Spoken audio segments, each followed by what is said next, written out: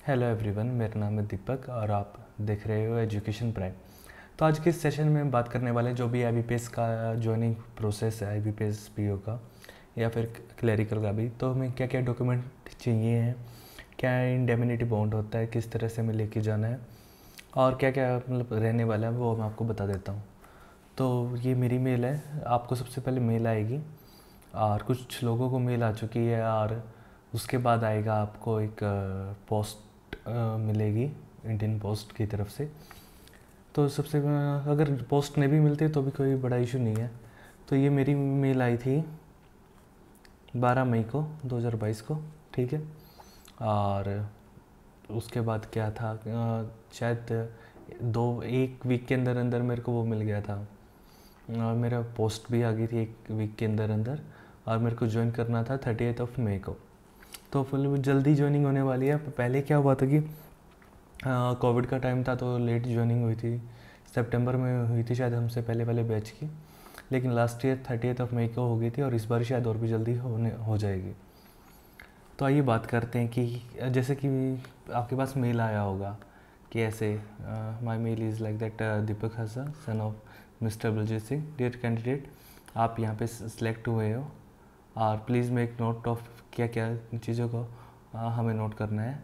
अगर आप eligibility criteria को मीट करोगे, आईबीपीएस पियोगे, तो ही आप सिलेक्टेड हो, अदरवाइज़ आपको स्टिल रिजेक्ट किया जा सकता है। उसके बाद कह रहे हैं कि कुछ ज्वाइनिंग फॉर्मेलिटीज़ होती है हर एक बैंक, जैसे पीएनबी का ने मेंशन किया था कि pnbindia.in पर आप रिक्रूटमेंट्स पे जाइए और joining formalities by joining bank, ये आप चेक कर लीजिए, वो सारी चीज़ें आपको लेकर आनी है।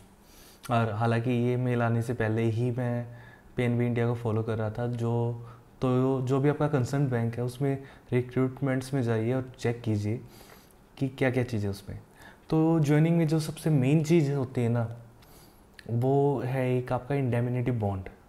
ये आपका जैसे कि पीएनबी में ये 2 लाख का बॉन्ड है और 3 साल का बॉन्ड पीरियड है। अगर मैं 3 साल से पहले पीएनबी को छोड़ूंगा तो मुझे 2 लाख रुपए पे करने होंगे, ये उस चीज़ का बॉन्ड है। इसमें आप बॉन्ड को क्रिएट कर रहे हो और एक श्योरिटी होगा। मेरी श्योरिटी मेरे फादर हैं, तो अ, हर एक पेज आपके द्वारा और आप जो आपकी श्योरिटी होगी उनके द्वारा साइन किया जाएगा। अगर कुछ भी उसमें रेक्टिफिकेशन होता है, कुछ भी मॉडिफिकेशन होता है, अल्ट्रेशन होती है, आप पेन से कुछ लिखते हो तो आप आपकी श्योरिटी और वो साइन करेंगे, प्लस वो चीज़ नोटराइज होगी, ठीक है। ऐसा जस्ट एक मेल था कि चेकलिस्ट आपको मिल जाएगी प्रोसेस की उस वेबसाइट पर। तो मैं आपको दिखा देता हूँ कि क्या क्या चीज़ें थी। सबसे पहले ये तो मेरा ज्वाइनिंग लेटर था। ओह, तो ये कुछ चीज़ें मैंने छुपा दी हैं। वैसे कुछ वो नहीं था कि सभी छुपाते, इसलिए मैंने भी छुपा दी। क्या पता कल को क्या प्राइवेसी का इशू हो जाए कि आप ऐसे से JMG सिलेक्ट हो गए हो, जूनियर मैनेजमेंट ग्रेड स्किल 1। आपकी बेसिक पे 36,000 रहने वाली है और सभी की यही रहने वाली है। लेकिन उसके अलावा कुछ चेंजेस होते हैं जो कि क्या है, जैसे मैं पीएनबी में हूँ तो पीएनबी का सर्विस रेगुलेशन एक्ट है 1979, उसके अकॉर्डिंग मेरे को बाकी चीज़ें दी जाएंगी। लेकिन बेसिक पे जो भी अभी पीएस में सिलेक्ट हुए हैं 36,000 रहने वाली है। अगर आपको सैलरी देखनी है तो मेरा सैलरी का वीडियो आप वो देख सकते हो। प्लस मोर और लेस सैलरी सेम रहती है, थोड़ा बहुत मतलब थोड़ा बहुत तो नहीं, लेकिन काफ़ी चीज़ों का चेंज आता है। उसके बाद ये हैं फॉर्मेलिटीज़ क्या क्या है ज्वाइनिंग के लिए। तो सबसे पहले बात की जाए, ओरिजिनल डॉक्यूमेंट्स होने चाहिए आपके पास, आपके 10th के 12th के, जो आपका बर्थ प्रूफ है, डेट ऑफ बर्थ का, जो कि आपका 10th का ही है, 10th की जो आपकी मार्कशीट है वो, और आपकी ग्रेजुएशन की डिग्री और मार्कशीट।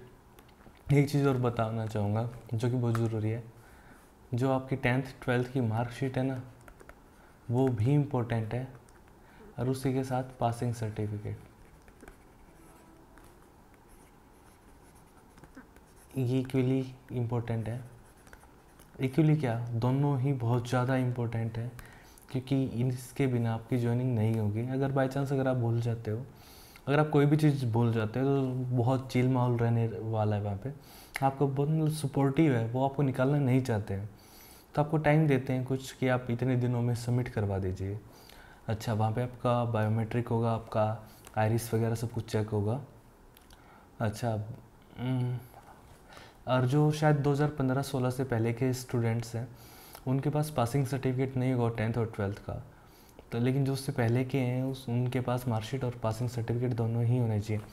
अगर किसी को डाउट है तो फॉर एग्जांपल जिसके पास अगर जो CBSE से पास आउट है उसके लिए है ये चीज़, जो अगर किसी को बड़ी सी मार्कशीट मिली है, ठीक है, 10th 12th वाली, बाद में जो आए उनको मिली है, तो उनको शायद पासिंग सर्टिफिकेट नहीं चाहिए, उससे पहले वालों को चाहिए। दूसरी चीज़, ग्रेजुएशन में क्या है, जो डी से पास आउट है, खासकर उन्हीं लोगों के लिए बता रहा हूँ ये वाला पॉइंट, वो उनको शायद लास्ट में एक मार्कशीट टाइप मिलता है, डिग्री भी वही होती है, उनकी क्या बोलते हैं सेमेस्टर वाइज नहीं होती है, तो वो ही काम करेगी उनकी। और ये बात आप वहाँ पे जाके बता दीजिएगा कि हमें इतना ही मिलता है। और उसके अलावा जैसे आपके मतलब डॉक्यूमेंट्स चाहिए 10th 12th के हर एक के, उसके बाद क्या चाहिए आपको, डिस्चार्ज, अगर आप पहले किसी जॉब में थे तो उसका डिस्चार्ज सर्टिफिकेट चाहिए आपको। SC ST अगर आप किसी भी कैटेगरी से हैं, इसमें सबसे बड़ा पॉइंट आता है कि जो भी आपका सर्टिफिकेट वो नेशनल लेवल का होना चाहिए, वो स्टेट लेवल का नहीं चलने वाला है। दूसरी चीज़ लोग पूछते हैं कि जैसे कि फॉर एग्जांपल EWS की बात करूँ मैं, तो आप बोलोगे कि अब नया साल स्टार्ट हो गया है, पिछले वाला चलेगा नहीं चलेगा, पिछले वाला ही चलेगा, जो 2022-23 का था आपका EWS या OBC का सर्टिफिकेट। उसके अलावा इसमें एक और पॉइंट है कि जैसे EWS के सर्टिफिकेट में हमें इनकम क्राइटेरिया देना होता है, जो इनकम क्राइटेरिया होगा वो 21-22 का देना होगा, जब वो 22-23 का सर्टिफिकेट बना है, ठीक है, तो वो दोनों चीज़ें आपको साथ में लेकर जानी है। उसके अलावा इंडेमनिटी बॉन्ड क्या होता है, ये आप गारंटी देते हो कि अगर आप बैंक छोड़ोगे तो आप ये बॉन्ड अमाउंट पे करोगे। उसके अलावा ये जो है नॉन जुडिशियल स्टैम्प पेपर पर होगा, ये ऐसे नॉर्मल पेपर पर नहीं होने वाला है। इसका फॉर्मेट आपके हर एक बैंक ने अपनी वेबसाइट पर दिया हुआ है। ऑल्दो ये जो सारे प्रोसेस हैं ये मैं अपने जो टेलीग्राम ग्रुप है एजुकेशन प्राइम दीपक, वहाँ पे भी शेयर कर दूँगा। उसके अलावा हाँ, तो ये नॉन जुडिशियल पेपर पर होगा, ठीक है, नोटराइज होगा, डुली विटनेस होगा, ठीक है। मतलब इंडेमनिटी बॉन्ड बहुत ज़्यादा ज़रूरी है, अगर इसमें कुछ गलती होती है ना तो बहुत घूमना पड़ता है यार, तो प्लीज़ ध्यान से बनवाना इसको। और ये ना date of execution of the bond, that of notarization, sorry मेरी प्रोनाउंसिएशन ख़राब हो रही है, ऑफ द सेम मस्ट, मतलब इनकी जो डेट है दोनों की नोटराइज होने की और एग्जीक्यूशन की दोनों ही सेम होनी चाहिए।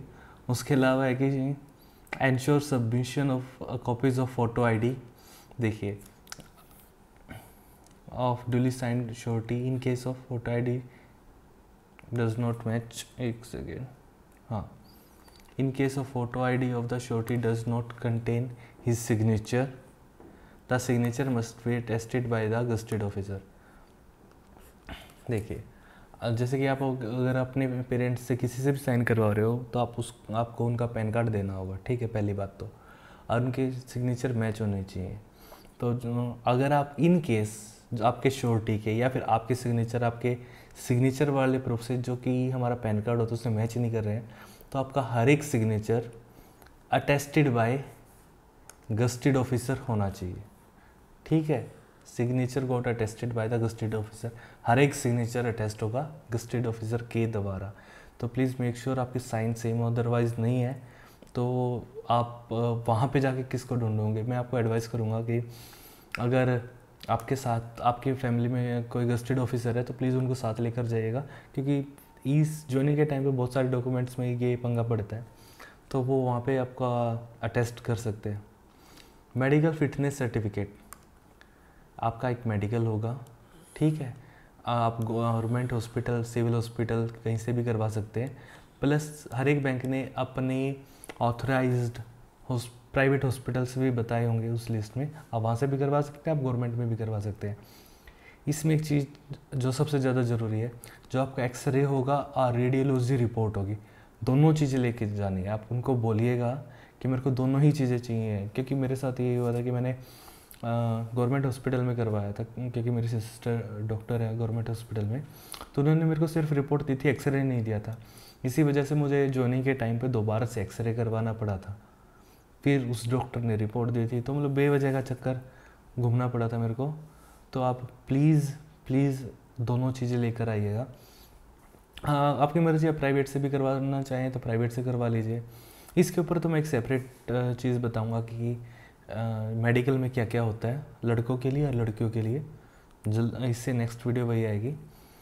उसके अलावा जो आपके लेटेस्ट फ़ोटो होने चाहिए वो आपके पास होने चाहिए।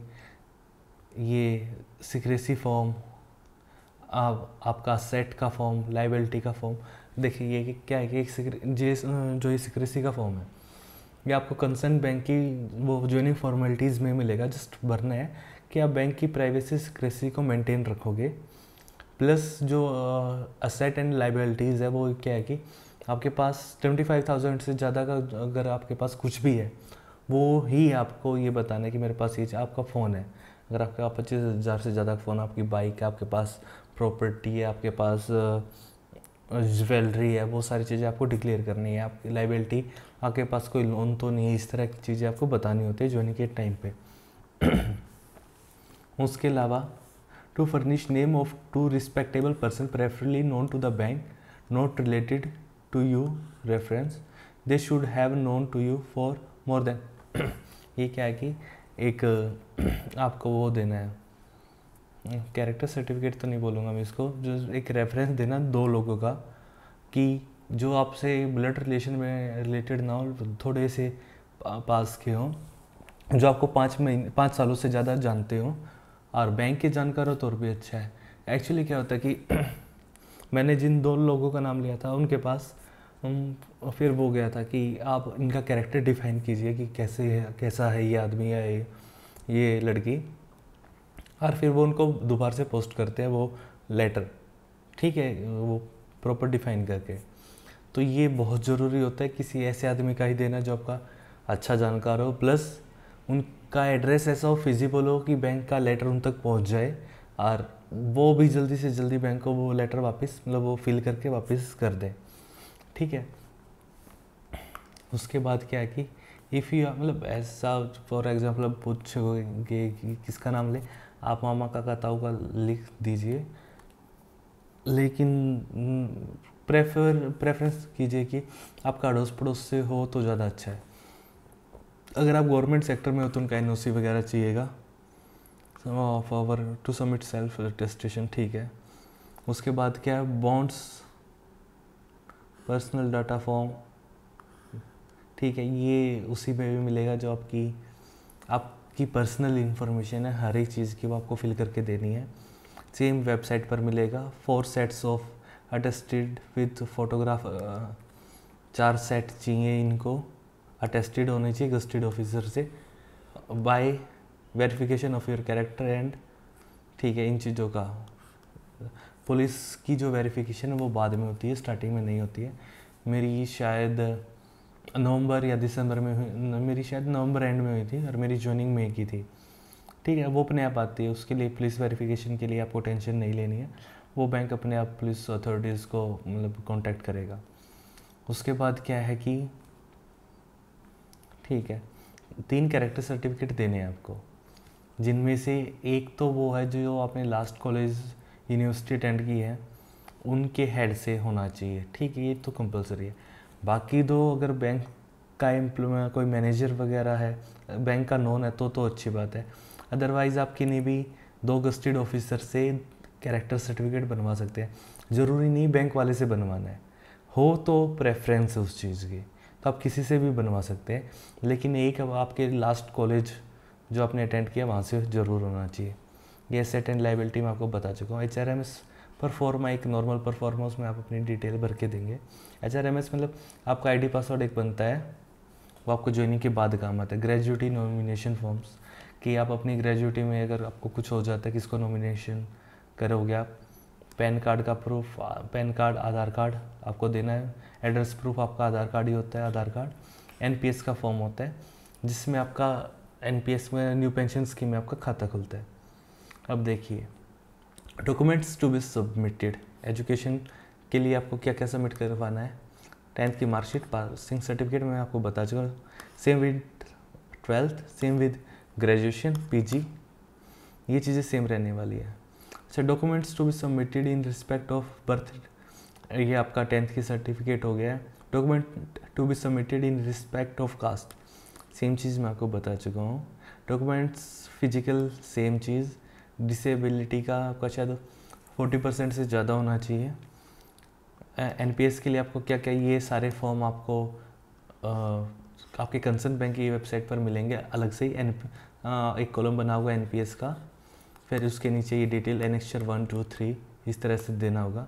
एक कैंसिल चेक सबसे जरूरी, मतलब one of the most important thing है ये। कैंसिल चेक क्या होता है कि आपका होपफुली अकाउंट होगा या आप बैंक में सिलेक्ट हुए, आप अपने चेक पे क्रॉस लगा देना और यहाँ पे लिख देना कैंसिल। वो चेक आपको सबमिट करवाना है, प्लीज़ लेकर जाइएगा, लोग अक्सर भूल जाते हैं। आप क्या कीजिएगा कि पहले ही अपने डॉक्यूमेंट्स रख लीजिएगा और जाने से 1 हफ्ता पहले तैयार कर लीजिएगा इन सारी चीज़ों को, ताकि दोबारा से रिवाइज हो जाए कि हाँ कुछ भूल तो नहीं गए हो। ठीक है।